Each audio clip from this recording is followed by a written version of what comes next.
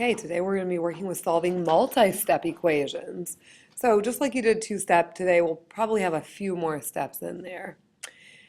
Multi-step equations, usually we want to look at them, and in general, you want to use the distributive property in combining like terms to first simplify each side of your equation to get it to equation that you're looking familiar with.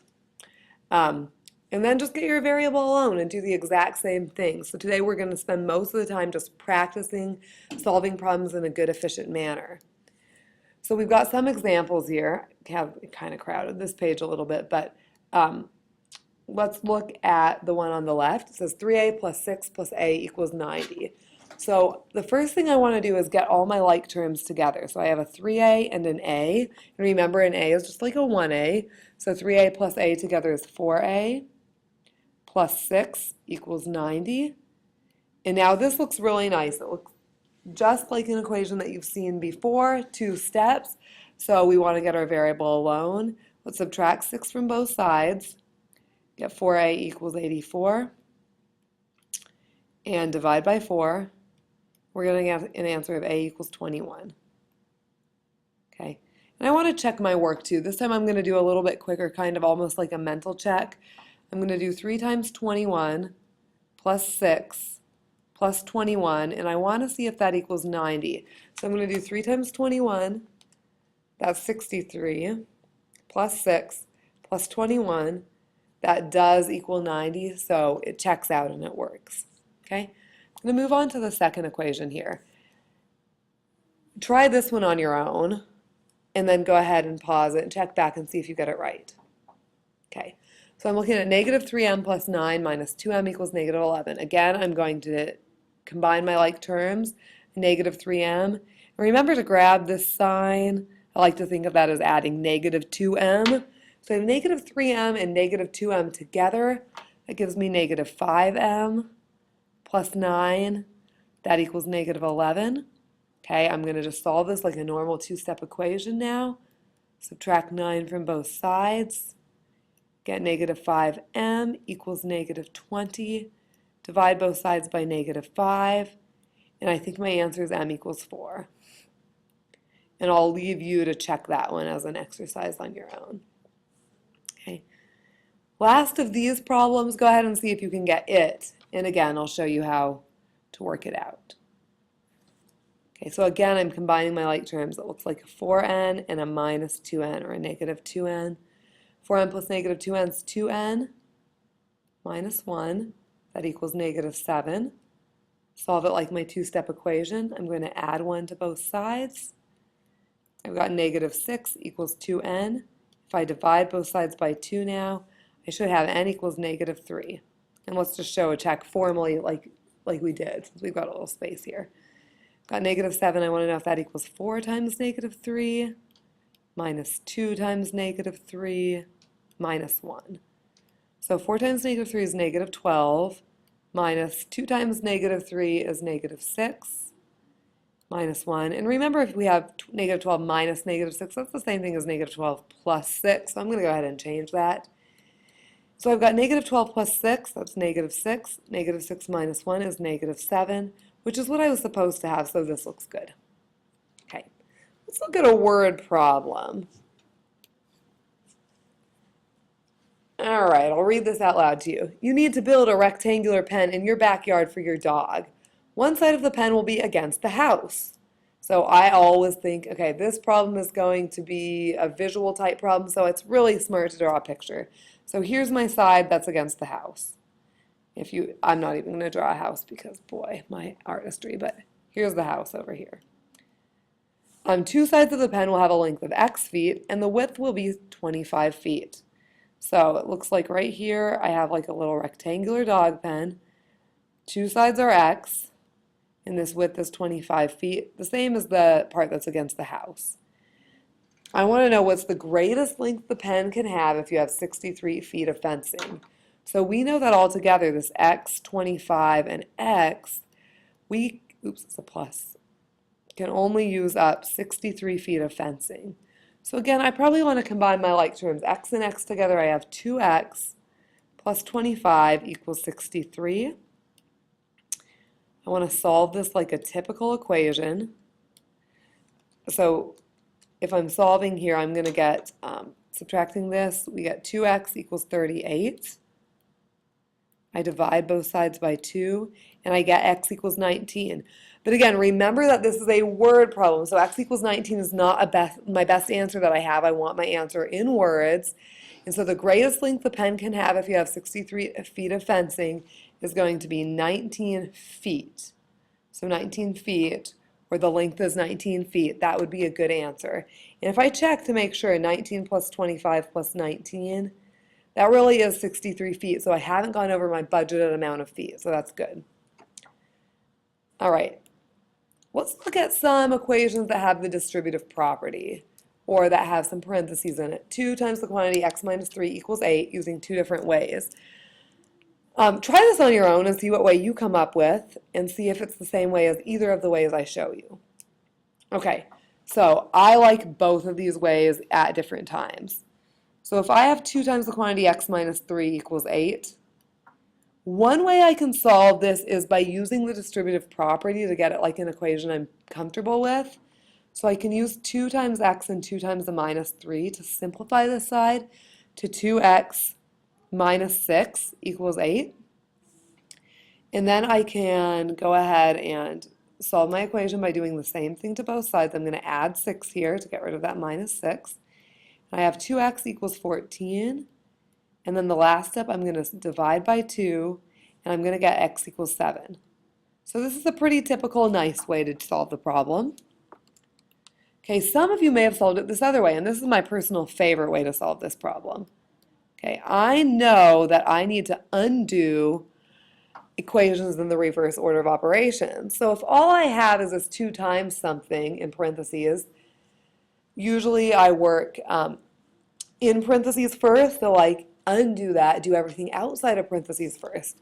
So I'm going to look at how do I undo that multiplying by 2. I could instead just divide both sides by 2 first in this problem if I want, because then these 2's would cancel out and I would just have x minus 3 equals 4. And then I could add 3 to both sides in this case to get x equals 7. Okay, I think that way took a little bit less time in this problem, so I would probably pick it, but x equals 7, we matched both times, and if we double check it in our equation, I'll just use red for this, if I have 2 times 7 minus 3, and I want to know if that equals 8, well 7 minus 3 is 4, so 2 times 4, yes, that really is 8, so it checked out. All right, let's look at this problem. 14 equals negative 3 times the quantity x minus 1 plus 8. This has some extra stuff outside of parentheses. Again, we could solve this in 2 different ways. Most of you would probably choose to use the distributive property in this time. Your choice. Try it and see what you get, and then I'll work it out as well. Okay.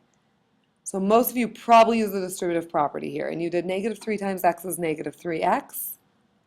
And negative 3 times a minus 1. I could write minus negative 3, but I usually just want to simplify that right away to have negative 3x plus 3.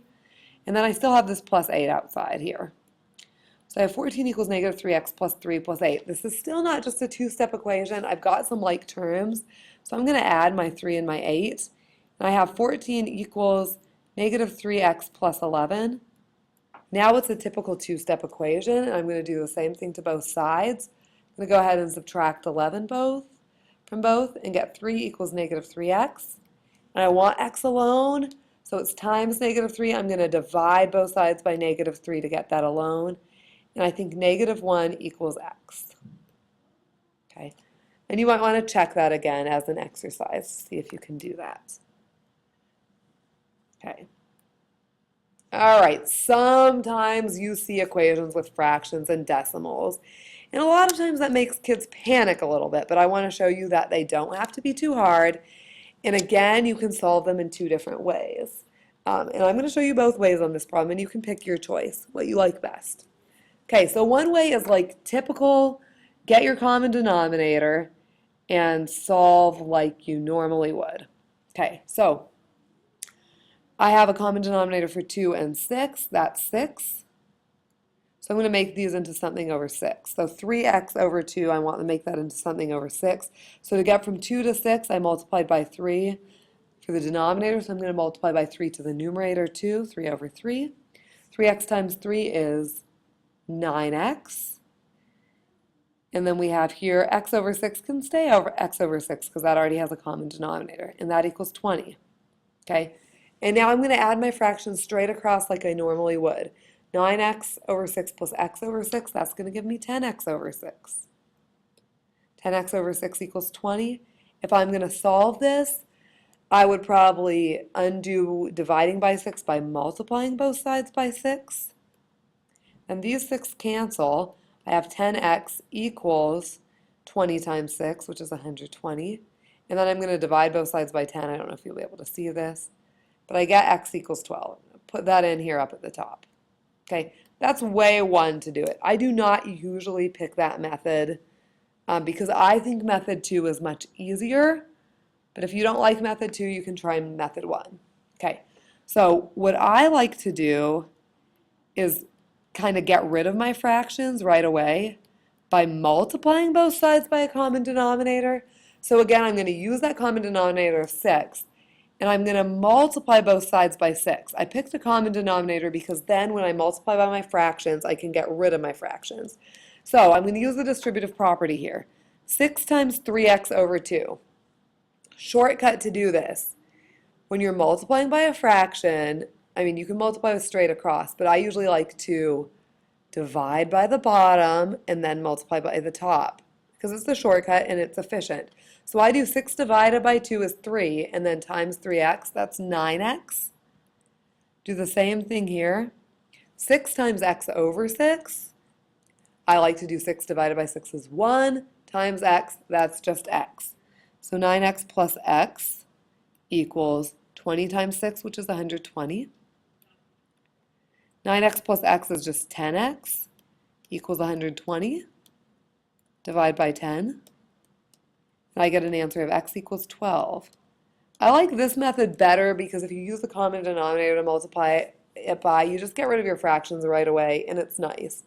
And if I could double check this, I think that would probably be smart because it's a fraction problem and I might have messed up. So I'm going to try 3 times 12 over 2 plus 12 over 6. I want to know if that really equals 20. So 3 times 12, that's 36 over 2. That's 18 plus 12 divided by 6 is 2. 18 plus 2 really does equal 20. So it looks like I did my problem right, and I got the same answer both times. Okay, let's look at one problem with decimals. And again, I can show you how to do this 2 different ways. So one way is just to solve it straight out like a normal decimal problem. Subtract 18.65 from both sides. Okay, and it looks like here we get 4.2 equals 0.6a. And then just divide both sides by 0.6. Okay, and if I do 4.2 divided by 0.6, I get an answer of a equals 7.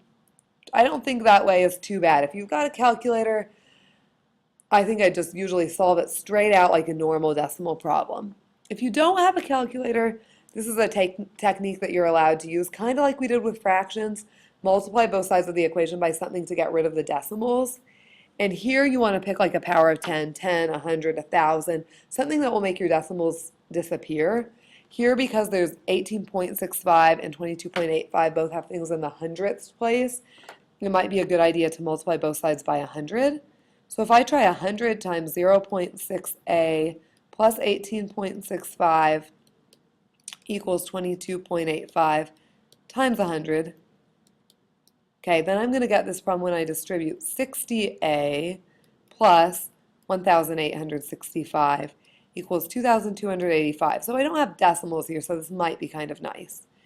If I subtract 1865 from both sides here, I'm just going to get a simplified equation of 60a equals 420, and I can divide both sides by 60, and I get an answer of a equals 7, which is what I got the last time. Okay, so today you've got a couple techniques, ways to solve both problems. You pick what works for you, what you like, what is efficient, and enjoy it. Okay, solving equations, you'll do it your whole life, so I get good at it. All right, see you tomorrow.